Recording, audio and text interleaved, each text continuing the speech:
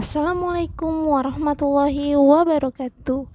Selamat berjumpa dalam mata kuliah Teori dan Sejarah Sastra Indonesia. Bersama saya Sri Wulan Anggraini. Pada pertemuan kali ini, saya akan membahas tentang sastra zaman klasik. Adapun indikator dalam pertemuan ini adalah mahasiswa mampu memahami sastra zaman klasik. Sastra zaman klasik atau biasa juga disebut sebagai sastra Melayu lama. Sastra zaman klasik ini adalah sastra Indonesia yang tidak dipengaruhi oleh budaya barat. Lalu dipengaruhi oleh apa sastra zaman klasik? Yap, pada zaman klasik ini sastra dipengaruhi oleh kepercayaan dan kebudayaan. Zaman klasik dipengaruhi oleh beberapa zaman, yaitu pengaruh animisme dinamisme, pengaruh Hindu-Buddha, dan pengaruh Islam. Nah, pada pertemuan ini akan dibahas tentang sastra zaman klasik, pengaruh animisme dinamisme. Pengaruh animisme dinamisme. Dalam sejarah perkembangan kesastraan Indonesia, zaman animisme dan dinamisme adalah zaman tertua. Pengaruh animisme dinamisme dapat dibagi menjadi beberapa jenis sastra, yaitu ada mantra dan ada cerita rakyat. Nah, di dalam cerita rakyat ini terdiri dari 5 bagian, yaitu ada legenda, mite, sage, fabel, dan cerita lucu atau pelipur lara. Pembahasan pertama yaitu tentang mantra. Mantra berdasarkan asal katanya yang berasal dari bahasa Sanskerta, yaitu doa atau permohonan. Mantra adalah kata-kata yang berkekuatan gaib atau biasa juga disebut dengan jampi-jampi. Tapi pada umumnya, mantra tidak sama persis dengan ilmu nuzum atau sihir.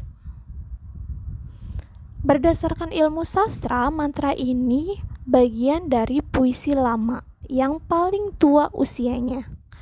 Biasanya digolongkan ke dalam sastra lisan, karena memang mantra sudah ada sejak zaman animisme dinamisme jauh sebelum kita mengenal budaya tulis-menulis. Sehingga mantra hanya berkembang sebagai sastra lisan yang turun-menurun dari satu generasi ke generasi yang berikutnya.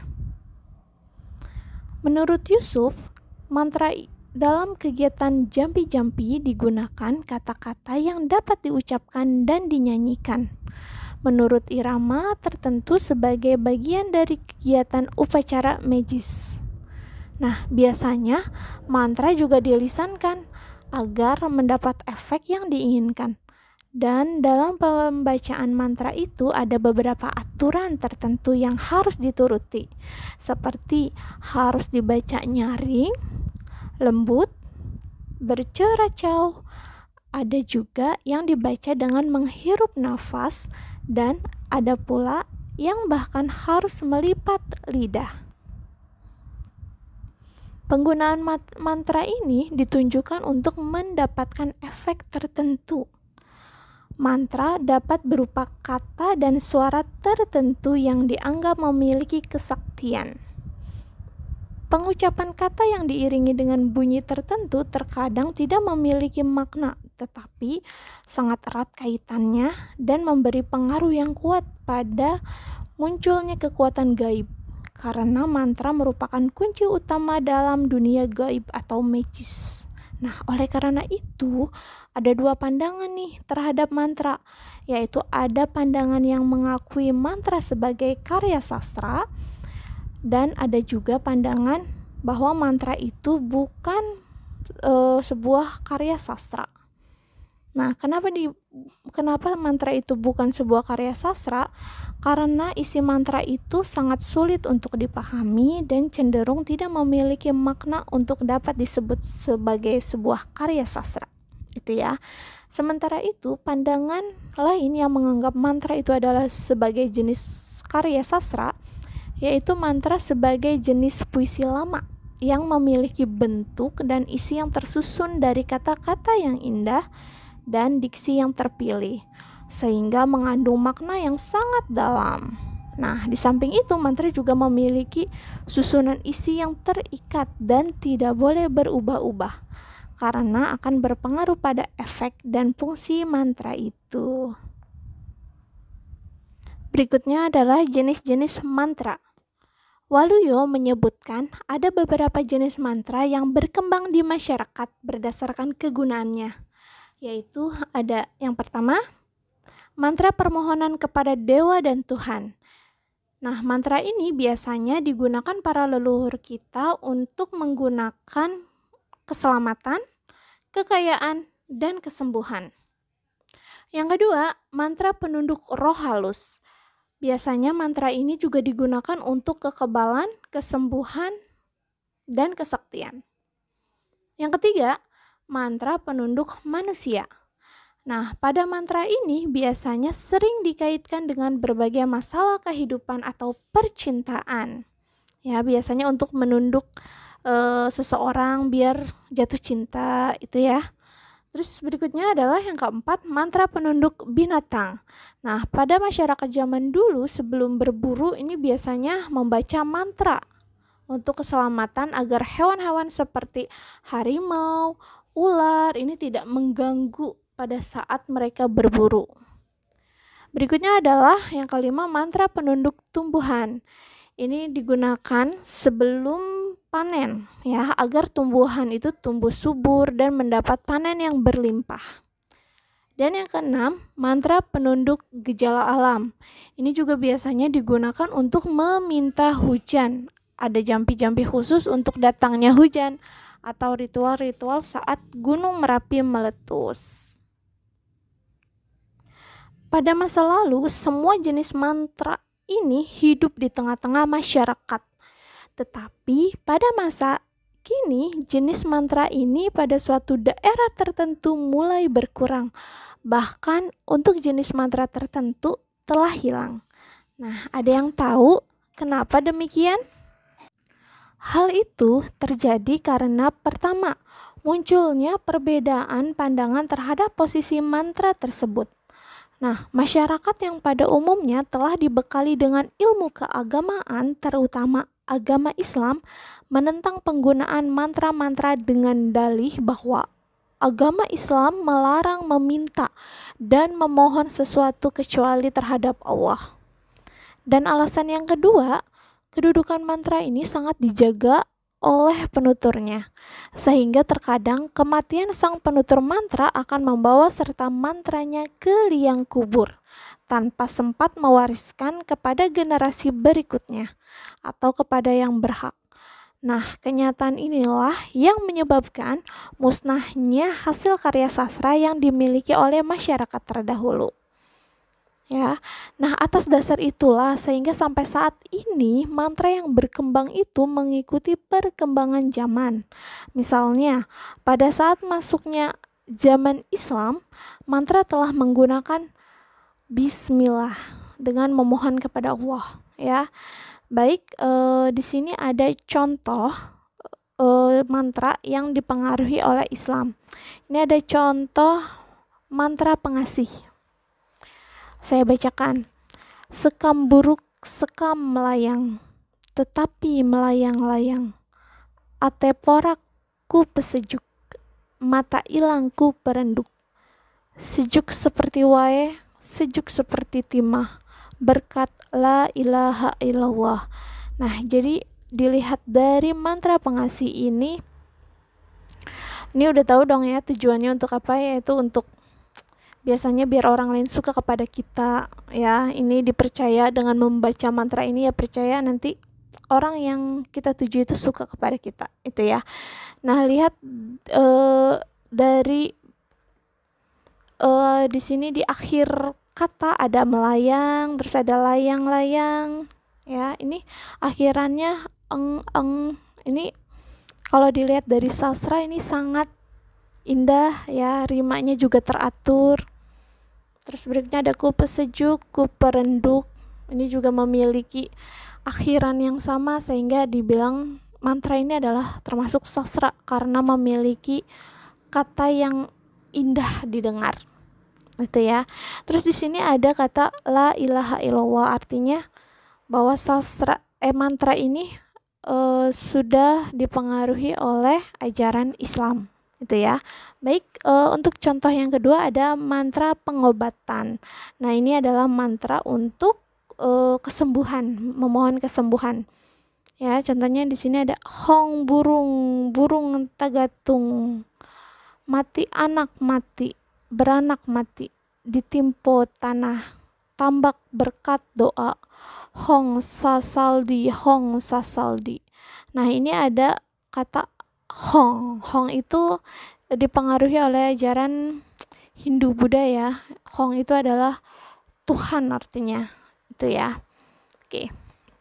Nah, mantra-mantra ini adalah mantra-mantra yang sudah mendapat pengaruh Islam atau ajaran agama yang lain. Ya. Nah, sedangkan mantra yang tidak menyebut nama Allah ini, misalnya Hong yang tadi itu mendapat pengaruh zaman Hindu Buddha atau dimungkinkan juga zaman animisme dinamisme. Baik, kita lanjut pembahasan berikutnya adalah cerita rakyat. Cerita rakyat adalah prosa yang berkembang pada zaman animisme dinamisme. Banyak ahli yang mencoba mendefinisikan dan mengungkapkan pengertian cerita rakyat. Di antaranya ada Arifin. Arifin menyatakan bahwa cerita rakyat adalah hasil sastra yang saling bersesuaian dengan berbagai hal, seperti ilmu gaib, agama, perhubungan antar suku. Sedangkan Kusi menyatakan bahwa cerita rakyat itu adalah cerita-cerita yang kita warisi turun-temurun ya dari nenek moyang kita. Nah, dari pengertian Kusi ini, cerita rakyat itu pasti dimiliki oleh semua suku dan bangsa. Ya, pasti memiliki cerita masing-masing. Sedangkan Semi mengungkapkan bahwa cerita rakyat itu memberi pandangan bahwa suatu cerita yang pada dasarnya disampaikan secara lisan. Ya. Nah, dari ketiga pengertian tersebut dapat kita simpulkan bahwa cerita rakyat itu adalah cerita dari zaman dahulu yang hidup di kalangan rakyat dan diwariskan secara lisan. Ya. Nah, dalam hal ini kita dapat membahas beberapa cerita rakyat yang mendapat pengaruh animisme dinamisme. Di antaranya ada legenda, mite, sage, fabel, dan cerita lucu atau pelipur lara.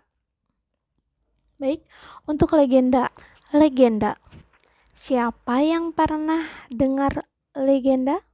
Siapa yang tahu legenda itu apa? Ya, legenda itu adalah cerita prosa rakyat yang dianggap pernah terjadi di masa yang belum terlalu lampau. Biasanya tokohnya itu adalah manusia yang mempunyai sifat-sifat luar biasa dan dibantu oleh makhluk-makhluk ajaib. Nah, contohnya yaitu pada cerita Bandung Bondowoso ya, yang memenuhi permintaan Roro Jonggrang untuk membuat 1000 candi dengan berbantuan jin dalam waktu semalaman. Nah, ini merupakan cerita sejarah dari Candi Prambanan ya. Nah, legenda ini adalah cerita rakyat yang pada zaman dahulu ada hubungannya dengan peristiwa sejarah. Menurut Hoykas, legenda itu adalah dongeng tentang hal-hal yang berdasarkan sejarah yang mengandung sesuatu hal yang gaib atau kejadian yang menandakan kesaktian.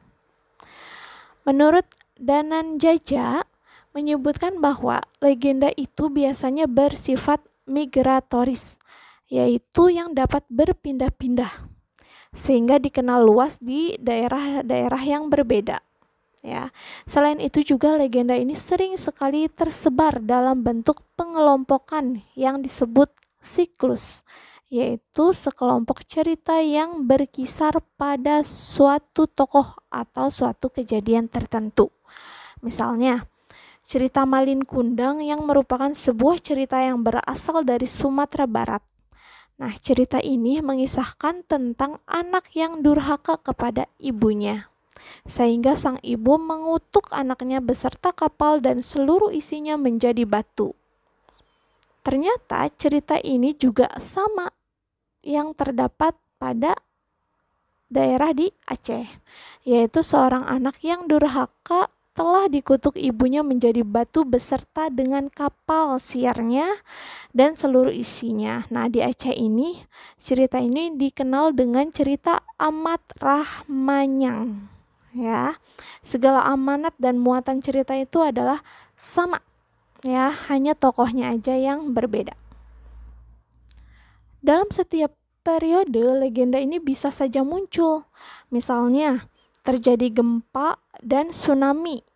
Ya, misalnya gempa dan tsunami di Aceh. Ini banyak sekali muncul legenda-legenda baru, terutama legenda setempat seperti munculnya sebuah pulau di Kabupaten Aceh Jaya setelah wilayah itu diterjang oleh gempa dan tsunami. Nah, cerita di tengah masyarakat muncul dalam berbagai versi.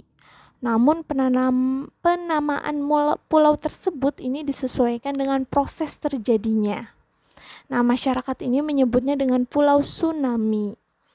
Ini juga banyak sekali di sekitar kita seperti nama kampung, ya kan?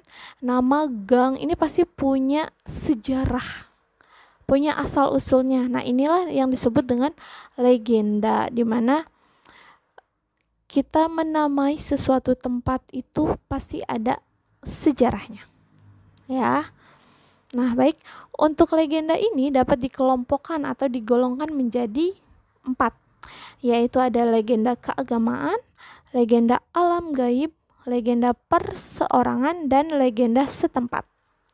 Untuk legenda keagamaan ini termasuk ke dalam golongannya antara lain yaitu orang-orang suci, orang-orang yang dianggap suci atau dipercaya oleh kaum Nasrani, misalnya dikisahkan dalam gereja Katolik Roma, ya, atau di dalamnya juga untuk agama Islam ada legenda-legenda orang saleh, misalnya seperti cerita para wali, ya, yang menyebarkan agama dan dalam kaum Muslim, ya.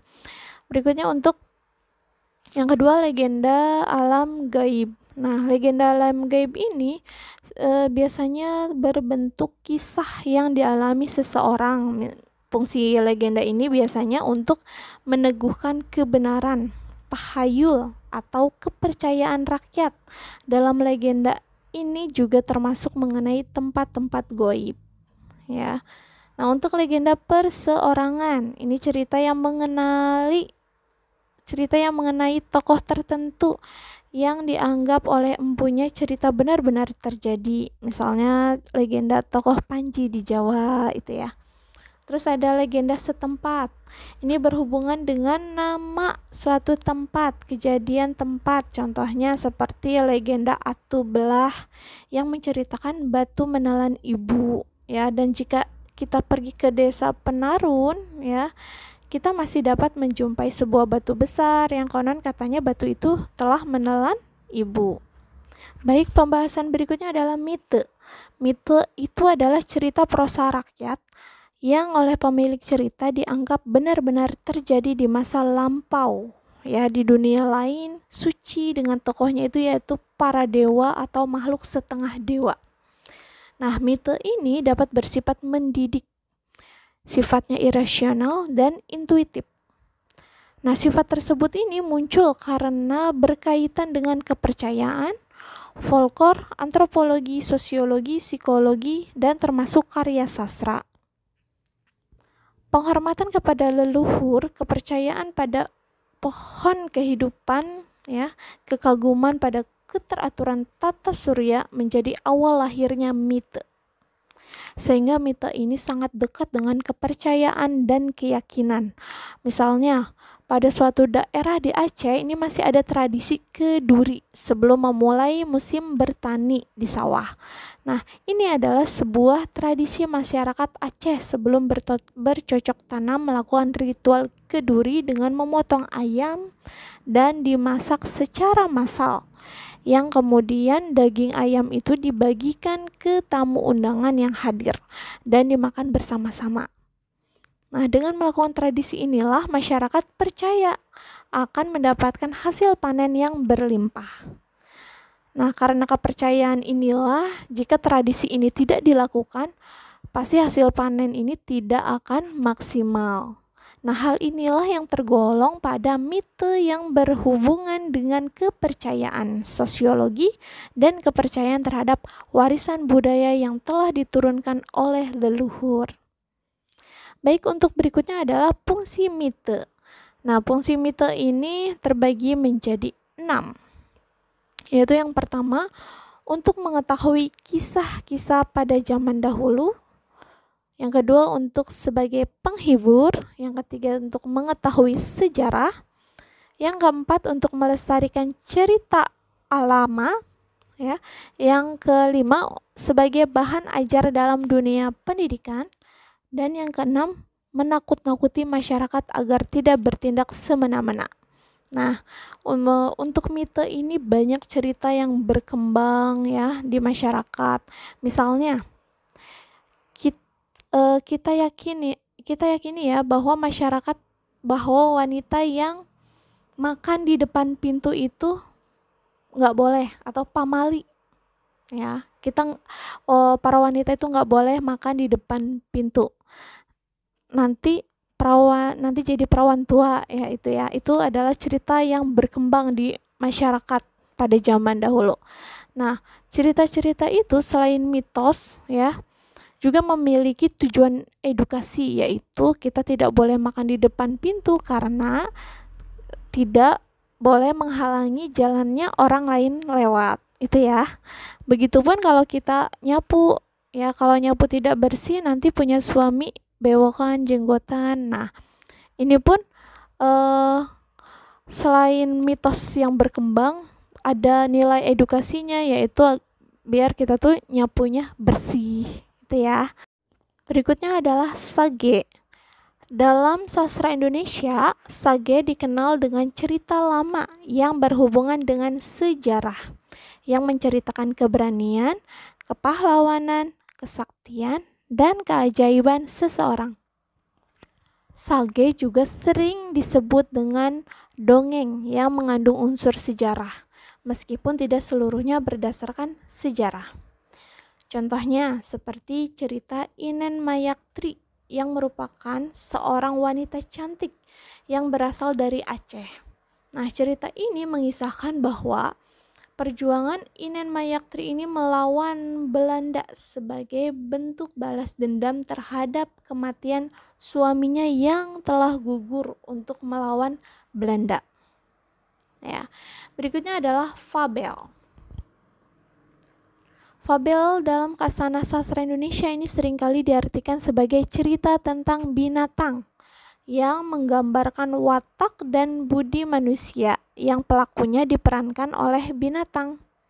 Biasanya isinya berupa pendidikan moral dan budi pekerti.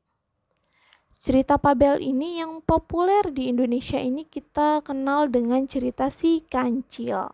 Ya. Berikutnya adalah manfaat fabel bagi anak.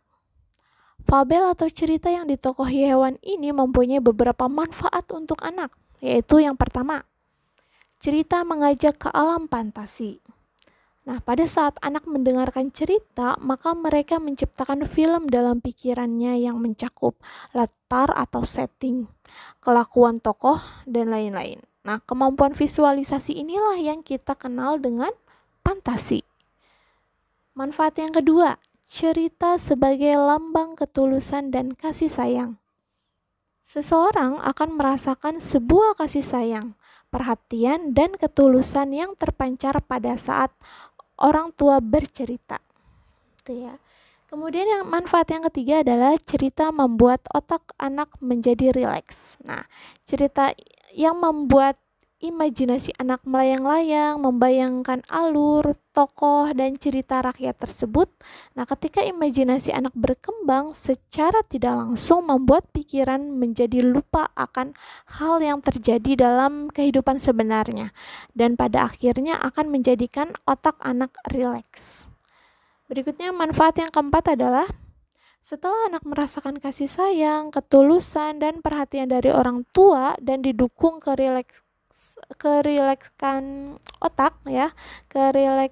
otak, maka hal inilah yang bisa membuat anak tidur. Kemudian yang kelima adalah cerita alternatif pengobatan tanpa obat. Nah, maksudnya cerita yang juga harus diterima sebagai kegiatan menyembuhkan, ya, cerita yang membawa suasana yang menyenangkan sehingga menjadi suatu hiburan pelipur lara. Nah, cerita ini akan membuat spirit sugesti dan juga sedikit hipnotis sehingga akan mendorong cerita anak yang sakit untuk sembuh karena terpancing oleh motivasi tersebut. Kemudian yang keenam yaitu cerita sebagai pengantar tidur anak. Dan yang ketujuh, cerita mengandung vitamin H, yaitu hiburan bagi anak. Berikutnya adalah cerita pelipur lara. Cerita pelipur lara adalah sejenis sastra rakyat yang pada mulanya berbentuk sastra lisan. Tapi seiring berjalannya waktu dikembangkan dengan media tulisan. Cerita pelipur lara yang telah dibukukan antara lain berjudul Hikayat Malim Demam, Cerita Si Umbut Muda, Hikayat Awang Sulung, Merah Muda, Hikayat Anggun Cik Tunggal. Nah, cerita pelipur lara ini biasanya berisi cerita tentang petualangan dan peperangan seorang kesatria yang selalu berakhir dengan kebahagiaan pada tokoh yang membela kebenaran dan kehancuran pada tokoh yang jahat. Ya. Nah, pada mulanya cerita pelipur lara ini hanya diperuntukkan untuk kalangan istana, terutama untuk hiburan putri-putri raja. Namun, dengan seiringnya waktu dan perkembangan kesusastraan, akhirnya cerita-cerita pelipur lara dapat dinikmati oleh setiap kalangan. Baik, itu tadi materi tentang sastra zaman klasik. Apabila memang bermanfaat, boleh di-share. Jangan lupa like and comment video ini ya. Dan saya akhiri, wassalamualaikum warahmatullahi wabarakatuh.